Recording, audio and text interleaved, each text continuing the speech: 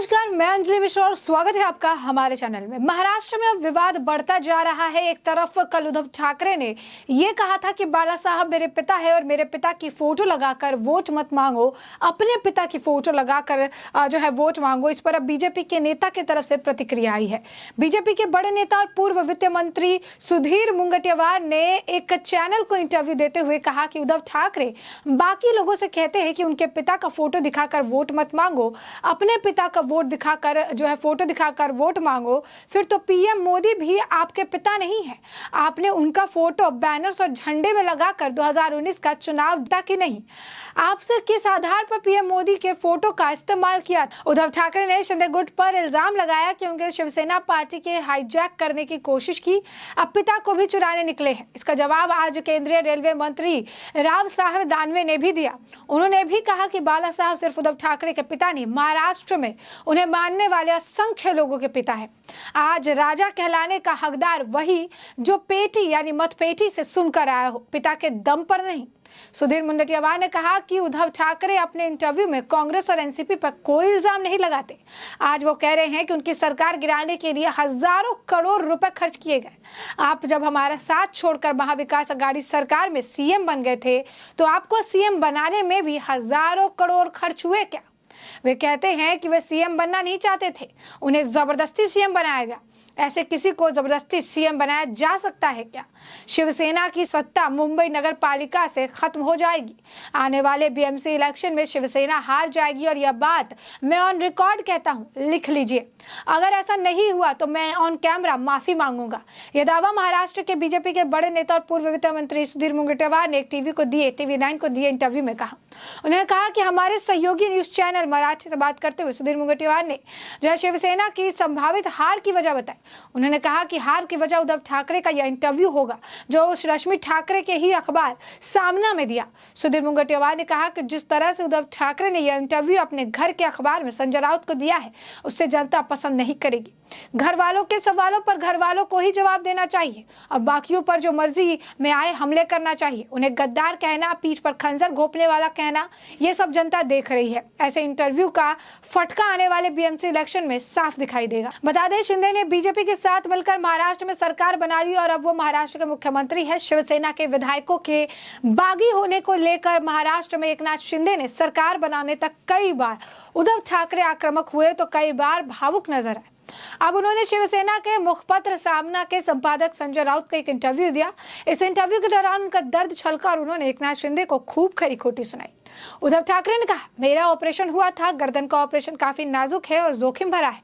मैं अपनी तबीयत से जूझ रहा, मैं अपनी गर्दन के नीचे के हिस्से को भी हिला नहीं सकता था, पेट भी हिला नहीं पा रहा था, ब्लड क्लॉट भी हुआ। गोल्डन आवर में मेरा ऑपरेशन हुआ, इसीलिए आपके सामने बैठा हूं। शिवसेना प्रमुख ने कहा, इस दौर में कुछ लोग मेरे जल्दी स्वस्थ होने की कामना की है, कुछ लोगों ने ये भी प्रार्थना कर रहे थे कि जिंदगी भर ऐसा ही रहूं।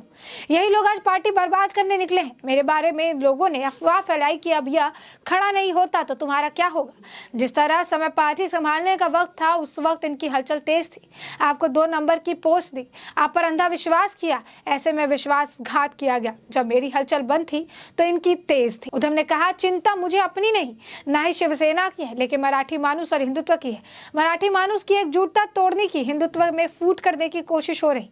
जो मेहनत बाला साहब ने जिंदगी भर की मराठियों को एकजुट करने की, हिंदुओं को एकजुट करने की, उसे अपने खुद के लिए कपटी लोग तोड़ने के मोड़ने की कोशिश कर रहे हैं। उसकी चिंता है। मैं कहता हूँ, सड़े गले पत्ते गिर रहे हैं।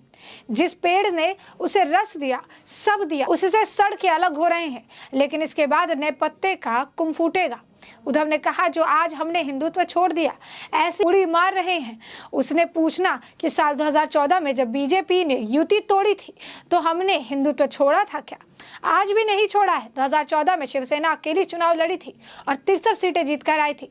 थोड़े दिनों के लिए विरोध में भी बैठी थी, तब भी विरोध पद के नेता का पोस्ट दिया था। बीजेपी ने अभी जो किया उस वक्त करती तो सम्मान के साथ होती। भारत भ्रमण की जरूरत नहीं पड़ती। मैंने कहीं पढ़ा कि इसके लिए हजारों करोड़ खर्च हुए, विमान के, होटल के और बाकी चीजों के। वो सब फोकट में होता है, लेकिन इन्हें शिवसेना को खत्म करना है। शिवसेना प्रमुख हिंदुत्व के लिए राजनीति करते हैं और यह लोग राजनीति के लिए हिंदुत्व करते हैं। यह फर्क है इनमें और हम में। इंटरव्यू के दौरान हिंदुत्व के मसले पर सवाल उठाते हुए उद्धव ने पूछा, मुझे एक वाक्य ऐसा बताइए या ऐसी घटना बताइए या मेरे मुख्यमंत्री होते हुए ऐसा निर्णय जिसने हिंदुत्व खतरे में पड़ा हो। हम अयोध्या में महाराष्ट्र भवन बना रहे हैं। सीएम बनने से पहले मैं अयोध्या गया, रामलला के दर्शन करने। सीएम रहते हुए भी मैं गया। नवी मुंबई में तिरुपति मंदिर को जगह दी। पुराने प्राचीन मंदिर की मरम्मत कर रहे हैं, तो हिंदुत्व कैसे छोड़ा। उद्धव ने कहा कि ठाणेकर जागरूक है। शिवसेना और ठाणेकर का जो रिश्ता है वो यह दल बदलू को तोड़ने नहीं आएगा। जनता चुनाव का इंतजार कर रही है। इस घटना में मेरा ऐसा विचार है कि ऐसा नियम लाना चाहिए कि चुनाव के वक्त जो गठबंधन होती है युति में, उनकी सभा की शर्तें जनता के सामने रखनी जरूरी होनी चाहिए। यदि हमने महाविकास अघाड़ी का जन्म करने की गलती की तो जनता हमें चुनाव में सबक सिखाएगी। जनता के कोर्ट में फैसला होगा, ठाकरे ने इस दौरान कहा। मैंने जानकारों से बात की, उन्हें किसी न किसी के मर्ज होना पड़ेगा। मेरे पास से किसी ने माइक नहीं छीना था।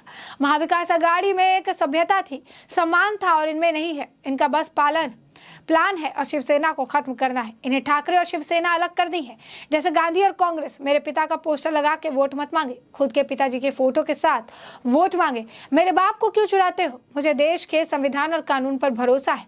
हर जगह चोरी मारी होती है, मैं ऐसा नहीं मानता। मुझे सत्यमेव जयते में विश्वास है, नहीं तो इसके लिए दुभाग करने होंगे। असत्यमेव जयते और सत्यमेव जयते। शिवसेना प्रमुख उद्धव ठाकरे ने सामना को दिए इंटरव्यू से बागी विधायकों की कड़ी आलोचना की थी। उद्धव ठाकरे ने बागियों की आलोचना करते हुए कहा कि जो पत्ते गिरते हैं सड़े हुए पत्ते होते हैं, उन्हें गिरने दो। तूफान गीली घास उड़ाता है, फिलहाल वह कीचड़ में उड़ रहे हैं। उद्धव ठाकरे ने कहा, एक बार जब यह गीली घास बच जाती है तो असली दृश्य निश्चित रूप से लोगों के सामने आएगा। विश्वासघाती, माल निगलने वाले बच्चों जैसे शब्दों में इनकी आलोचना की गई। उद्धव की आलोचना पर अब शिंदे समूह के समर्थक संजय सिरसाठ ने भी जवाब दिया। ठाकरे के इंटरव्यू पर विधायक संजय सिरसाठ ने नाराजगी जताई। उन्होंने जवाब दिया कि हमारा जीवन शिवसेना को चला गया और हम पालन पोषना नहीं है। आज उद्धव ठाकरे का साक्षात्कार देखा, मैं साक्षात्कारता से हैरान था। इस इंटरव्यू में उन्होंने कहा कि उन्होंने इसे कचड़े से उठाया है, उन्हें बहुत बुरा लगा। उन्होंने संजय सिरसाठ ने कहा, उन्होंने कहा कि शिवसेना प्रमुख हमारा है, लेकिन वह केवल उनके नहीं पूरी दुनिया के हैं। आज मुख्यमंत्री कार्यालय जाओ, वहां भीड़ देखो, बाला साहब की तस्वीर देखो। कृपया उनकी ऊंचाई कम ना करें, किसी को नीचे खींचने की कोशिश ना करें। शिवसेना प्रमुख हमारे भगवान है। हमें मलचुने मत कहो। विचार करें कि कोई भी पुराना नेता आपके बगल में नहीं बैठता है। संजय सिरसाठ सलाह देते हैं कि एकनाथ शिंदे के खिलाफ आरोप गलत है। बीमारी के दौरान कुछ नहीं हुआ, हमारी चिंता मत करो, हम अपना रास्ता देखेंगे। सेना प्रमुख हमारे लिए सम्मानित है। हमने उनके बारे में ऐसा कोई बयान नहीं दिया था। क्या हम शिवसेना प्रमुख बनने के लायक भी हैं? हमने उनका कभी अपने से कंपैरिजन नहीं किया। मुख्यमंत्री के बनने के बाद सबसे पहले बाला साहब को सलामी देने गए थे एकनाथ शिंदे, और ये हमारी वफादारी है। मैं आपको एक बार भूल जाऊंगा, लेकिन शिवसेना प्रमुख को नहीं भूलूंगा। हम बाला साहब के आशीर्वाद और गुणों के कारण ही मंत्री, विधायक और सांसद हैं। आप उन्हें इतना छोटा बनाने की कोशिश क्यों कर रहे हैं? अगर आप राजनीति करना चाहते हैं तो अपनी पहचान बनाएं। शिवसेना प्रमुख को मत गिराइए, ये तुम्हारी संपत्ति नहीं है, वो हर शिवसेना के, हर शिव सैनिकों के देवता है। तो आप देख सकते हैं कि किस तरीके से संजय सिरसाठ भी उद्धव ठाकरे के सामना में दिए गए इंटरव्यू पर प्रतिक्रिया देते हुए नजर आए। उनके तरफ से बयानबाजी जो है देखने के लिए मिली। तो साफ तौर पर आप देख सकते हैं संजय सिरसाठ भी जो है बोलते नजर आए कि उनके नाम का सहारा मत लीजिए, उनके नाम के बारे में मत बताइए कि क्या है नहीं है, और अपने बारे में सोचिए और अपने नाम बनाइए और उसके बाद इस पर राजनीति करिए। ऐसे में साफ तौर पर देख सकते हैं कि संजय सिरसाठ, सुधीर मुंगेतीवार सभी जो है उद्धव ठाकरे के सामना को दिए गए संजय राउत के सवालों के दिए गए जवाबों के बाद एक एक जवाब देते हुए जो टिप्पणी की गई उसे लेकर आज उन पर तंज कस रहे हैं, मुंह तोड़ जवाब देते नजर आ रहे हैं। बता रहे हैं कि आज के वक्त में ठाकरे के पास कुछ नहीं बचा है, तो इस तरीके के बेफजूल सवालों का जवाब दे रहे हैं। उन्होंने ये भी कहा कि इस इंटरव्यू में जिस तरीके के शब्दों का इस्तेमाल किया गया वो सरासर गलत है, और उद्धव ठाकरे ने जो ये कहा कि उनके पिता का इस्तेमाल नहीं किया जाए, तो उन्होंने भी एक वक्त पे मोदी जी की फोटो लगा के वोट मांगी थी, उन्होंने भी मोदी जी का इस्तेमाल किया था। तो क्या मोदी जी उनके पिता हैं? उसके बाद उन्होंने बता दिया कि सुधीर मुंगेतीवार ने इस तरीके की बयानबाजी की, तो वही संजय सिरसाठ ने भी यही बात कही और ये कहा कि बाला साहब ठाकरे किसी एक के नहीं बल्कि पूरी दुनिया के हैं। उनके विचार शिव सैनिक आज भी मानते हैं, और यही कारण है कि एकनाथ शिंदे मुख्यमंत्री बनने के बाद सबसे पहले उनके पास नमन करने गए थे। तो ऐसे में हमने आपको ये पूरा मामला बड़ा विस्तार से बताया है कि पूरा मुद्दा क्या था, और अब इस पूरे मुद्दे पर आपकी जो राय हो कमेंट सेक्शन में कमेंट करके जरूर साझा करें।